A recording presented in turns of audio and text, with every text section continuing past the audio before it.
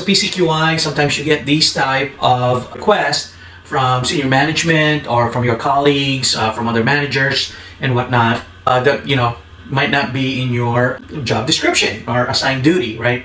Here we go again.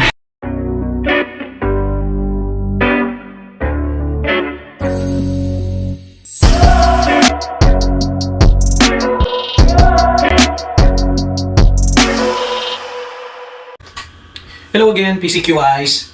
Today our project is we've been tasked to draft a job description for an internal auditor for our clients, okay? So as a PCQI, sometimes you get these type of requests from senior management or from your colleagues, from other managers and whatnot, might not be in your job description or assigned duty, right? So once you get these type of things, this is great. It's a great compliment for you. That means you are valued by your organization, to task these things. So you can take a look at these in a positive way, in a negative way, right? You could be like, well, this is not my job, you can take it with a grain of salt, okay? But as a FSQA and a PCQI and love compliance, sometimes these things are requested by our clients or potential clients to see if we can perform them. So on the job description format, whatever format you're using, normally there's a title, right? In this example, it's internal audit coordinator, and this particular person will be reporting to a team leader or a manager in the compliance department, or sometimes directly to senior management, okay? So you might want to adjust that on the organizational chart as well. So section 1, it's a general summary. So typically the verbiage that's utilized on this job description is to assist the company and its client by providing necessary services to contribute to the improvement and success of the facility, the company, the firm, right? You can fill that in. These services and acts are performed virtually, remotely, or physically on the plant, right? You get to choose what that is.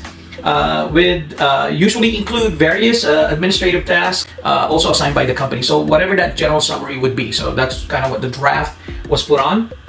What you're looking for this coordinator posting is essential job duty. So this section, basically it says assist with administrative tasks, which include the following, right? So this is a coordinator, not an actual auditor, right? So keep that in mind. So monitoring of records, communicating, presentations, doing research, drafting of services, regulatory, customer requirements, certifying body requirements, drafting the compliance questions, compliance requirements, same thing with the action items of a regulatory nature or a customer requirement nature, and certifying body requirements. So this particular job description as an internal auditor, so if you are training as a PCQI, if you're training somebody to coordinate these internal audit, that is very important. So you need to really know the regulatory code, in this case GMPs, to kind of make those assessments. On the customer requirement, you normally get those questions from your customers in a form of a checklist or a questionnaire.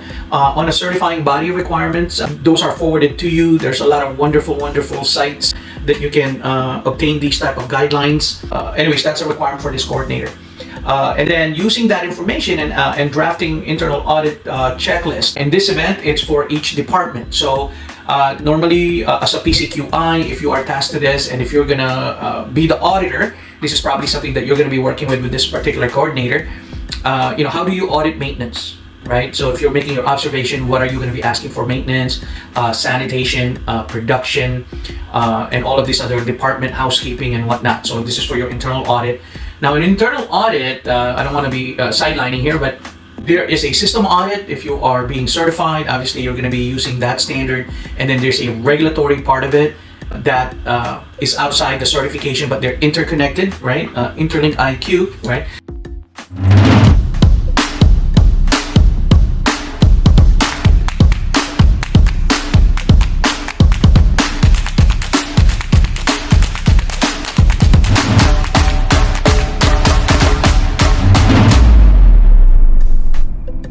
The other part of that as well is the actual process that you have implemented, like your verification activities, training, validation protocols, and things like that. So anyways, let's go back to the job description. So this person is expected to be able to participate in the audit and special projects, and also creating the audit report, taking meeting minutes because this person is a coordinator, and updating records.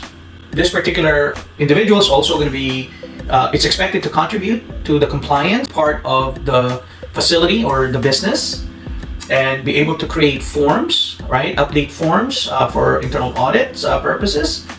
So in this case, you might have different forms for different departments. So it depends also on your certification requirements. For example, BRC, I've been to a facility that they have quarterly audits, and they kind of divide the standards into different sections. So it could be managed easily or very manageable.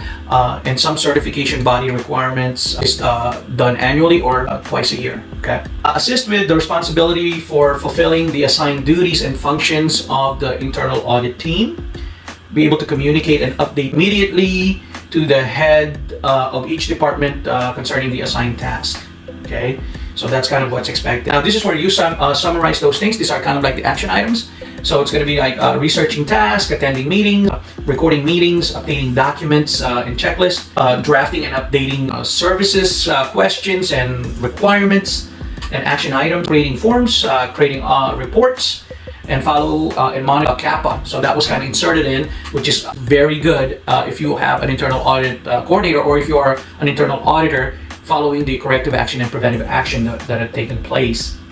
Okay, so now there's a section in job descriptions for qualifications, right? So obviously you're gonna put your acceptance of those qualifications. Some job description, it's a must to have a college education in that particular field, like in food safety, could be food science, food technology, biology, chemistry, and other related courses when it comes to food safety and sciences.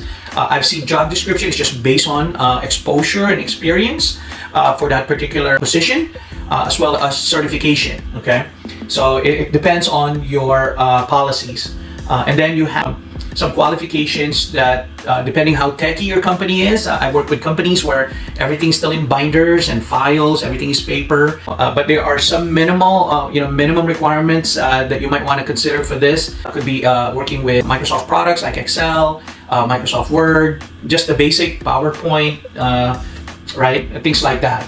So that's up to policy. And now if you have someone that's going to be traveling a lot for multiple facilities, you might want to put that there, that they travel so many percentage at a time. Are they okay with traveling Monday to Friday? Because if you don't ask those particular questions, that person might be, well, I have to go to my kid's recital. Things happen, right, in life. So they might not be willing to travel because they are taking care of a loved one at home. You don't know, right? So you want to bring that up front. So in this particular job description, it was also inputted for capabilities such as computer literacy and proficiency. In this days and age, I think that's kind of like minimum at this point, especially in this position, it's a must, obviously. Good interpersonal skills. What I like to also add on when I'm reviewing job description is the responsibility in the food safety, especially if they are a part of the food safety team. In this event, they are going to be performing internal audit. Probably some of the capabilities that I'm going to look for here is fluency in different languages, not just in English, obviously, but as well as Spanish, Vietnamese, Korean. As you know, here in the United States, I know we have PCQIs from around the world. We are a melting pot of a wonderful worldwide community.